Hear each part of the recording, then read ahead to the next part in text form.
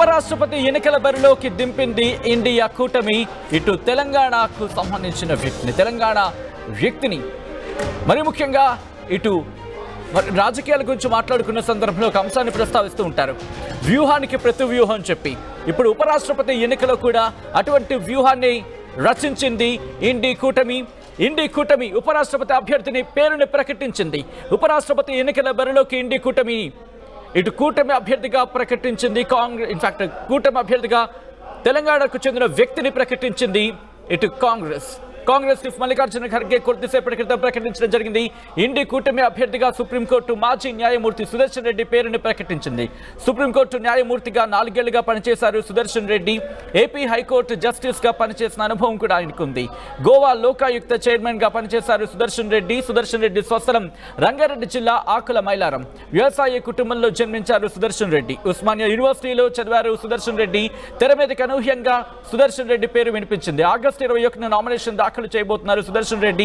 ఏకగ్రీవంగా అభ్యర్థిని ప్రకటించింది ఇండి కూటమి. ఇప్పటికే ఎన్డీఏ అభ్యర్థిగా సిపి రాధాకృష్ణన్ పేరును ప్రకటించిన సందర్భం. ఈ నేపథ్యంలో ఇప్పటికే ఒక పేరైతే అంటే తమిళనాడుకు చెందిన వ్యక్తిని ప్రకటించే అవకాశం ఉందంటూ కూడా చర్చ జోరందుకుంది. మరి ముఖ్యంగా ఇండి కూటమికి సంబంధించి మాట్లాడుకునే క్రమంలో తిరుచి శివ ఈ పేరుని ప్రకటించే అవకాశం ఉందంటూ కూడా ఇన్ఫాక్ట్ చాలా విస్తృతంగా చర్చ జోరందుకుంది. బట్ అనూహ్యంగా జస్టిస్ సుదర్శన్ రెడ్డి పేరుని తెర మీదకి తీసుకొచ్చింది. తద్వారా వ్యూహం ఏమిటి అంటే ఇటు తమిళనాడు నుంచి ఎన్డీఏ ఉపరాష్ట్రపతి అభ్యర్థిగా సిపి రాధాకృష్ణన్ బరిలోకి దిగుతూ ఉంటే ఇండి కూటమి అభ్యర్థిగా తెలంగాణకు చెందిన సుదర్శన్ రెడ్డిని బరిలోకి దించబోతుంది ఉపరాష్ట్రపతి ఎన్నిక కోసం. ఈ నేపథ్యంలో ఎటువంటి వ్యూహాత్మకమైన అడుగని అనుకోవాలి. అట్ ద సేమ్ టైం ఇండి కూటమికి సంబంధించి ఎటువంటి అంశాలను పరిశీలించింది, పరిగణలోకి తీసుకుంది, ఎటువంటి వ్యూహంతో ముందుకు వెళ్ళింది, డీటెయిల్ గా మాట్లాడుకునే ప్రయత్నం చేద్దాం. మా ప్రతినిధి మధు అప్డేట్స్ అందించేందుకు సిద్ధంగా ఉన్నారు. మధు, మరి కాసేపట్లో అంశానికి సంబంధించి డీటెయిల్ గా మాట్లాడుకుందాం. ఈ అంశానికి సంబంధించి ఇటు కాంగ్రెస్ ఏఐసిసి అధ్యక్షుడు మల్లికార్జున ఖర్గే रिएक्ट अय्यारू ఆయన ఏమంటున్నారో చూద్దాం. हम सभी पार्टी मिलके एक कॉमन कैंडिडेट को इस वाइस प्रेसिडेंट इलेक्शन में खड़ा करने का निर्णय लिया है और वो निर्णय यूनानिमसली हमने किया है.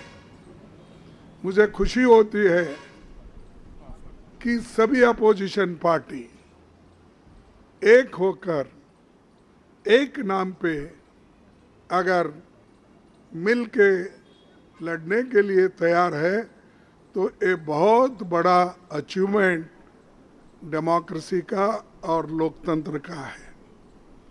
क्योंकि जब कभी भी लोकतंत्र और संविधान खतरे में होता है तो अपोजिशन के लोग एक होकर अन्याय के खिलाफ लड़ते हैं.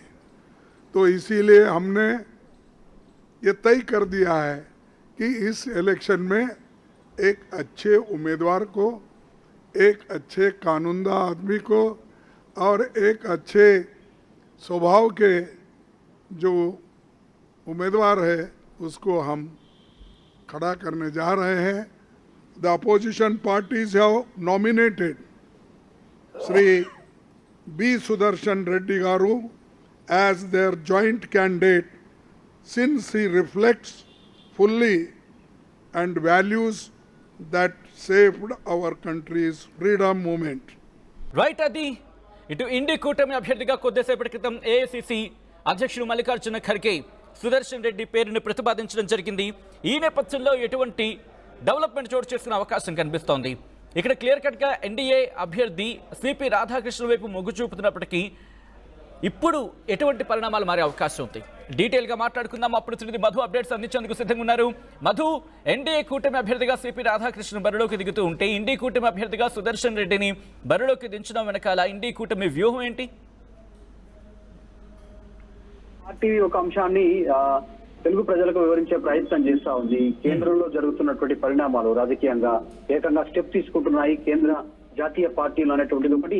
అధికారంలో ఉన్నటువంటి కేంద్రంలో బీజేపీ తీసుకున్నటువంటి స్టెప్ సౌత్ పాలిటిక్స్ పైన దృష్టి పెట్టింది అనేటువంటిది వివరించే ప్రయత్నం చేస్తా ఉన్నాం. అందులో భాగంగానే సిపి రాధాకృష్ణన్ పేరు ప్రకటనకి కీలక అంశాలు ఏవి దోహదం చేశాయి బీజేపీ తీసుకున్నటువంటి నిర్ణయాల్లో? తెలంగాణతో సత్సంబంధాలు, ఆంధ్రప్రదేశ్తో పుదుచ్చేరి, మహారాష్ట్ర, తర్వాత తమిళనాడు, ఈ రాష్ట్రాలతో ఆయనకున్నటువంటి అనుబంధం, కర్ణాటకలో ఉన్న పరిచయాలతో ఆ వ్యక్తిని తెరపైకి తెచ్చారు. ఫ్యూచర్ లో సౌత్ పాలిటిక్స్ చేయబోతా ఉంది బీజేపీ అనేటువంటి స్పష్టమైన సంకేతాలు బట్టి పేరు ప్రకటన చేసిన తర్వాత ఉపరాష్ట్రపతిగా సిపి రాధాకృష్ణన్ పేరుతో ఒక క్లారిటీ వచ్చింది. సో ఇప్పుడు దానికి కౌంటర్ గా మళ్ళీ ఈ రోజు సౌత్ నుంచే మరొక వ్యక్తిని సుదర్శన్ రెడ్డి పేరు తీసుకోవడానికి ప్రధాన కారణంగా కనిపిస్తా ఉంది. ఇండి కూటమి సంబంధించినటువంటి నాయకులందరినీ కాంగ్రెస్ పార్టీ ఒప్పించి సుదర్శన్ రెడ్డి పేరు అనౌన్స్మెంట్ చేసింది. ఆకుల మైలారం, ఇబ్రహీంపట్నం, రంగారెడ్డి జిల్లాకి సంబంధించినటువంటి వ్యక్తి, ఆయన ఇక్కడ పుట్టి పెరిగినటువంటి వ్యక్తి. సో చివరిగా సుప్రీంకోర్టు జడ్జిగా పనిచేశారు, తర్వాత లోకాయుక్త చైర్మన్ గా పనిచేశారు గోవా నుంచి. సో సౌత్ నుంచి మరొక వ్యక్తిని ఇండి కూటమి తెరపైకి తీసుకురావడంలో బీజేపీకి కౌంటర్ ఇచ్చే ప్రయత్నం చేస్తున్నట్టుగా కనిపిస్తా ఉంది. కానీ ఏం జరిగినా అటు బీజేపీ ఇటు కాంగ్రెస్ ఎవరు నిర్ణయం ప్రకటించినా సౌత్ ఇండియా, దక్షిణ భారతదేశానికి ప్రాధాన్యత ఇవ్వాల్సినటువంటి సిచ్యువేషన్ ఈ రోజు పాలిటిక్స్ లో ఏర్పడడం అనేటువంటిది గమనార్హం. సో చాలా స్పష్టంగా ఆయన పేరు ప్రకటన చేసే ముందు ఇండి కూటమికి సంబంధించిన నాయకులందరితో మాట్లాడారు. తృణమూల్ కాంగ్రెస్ గాని, తర్వాత మిగతా పక్షాలందరితో మాట్లాడారు. ఆమ్ ఆద్మీ పార్టీ వీళ్ళంతా కూడా సుదర్శన్ రెడ్డికి ఉపరాష్ట్రపతి అభ్యర్థిగా ఇండి కూటమి నుంచి ఏకపక్షంగా మద్దతు నిర్ణయం తీసుకుంటూ ప్రకటన చేశారు.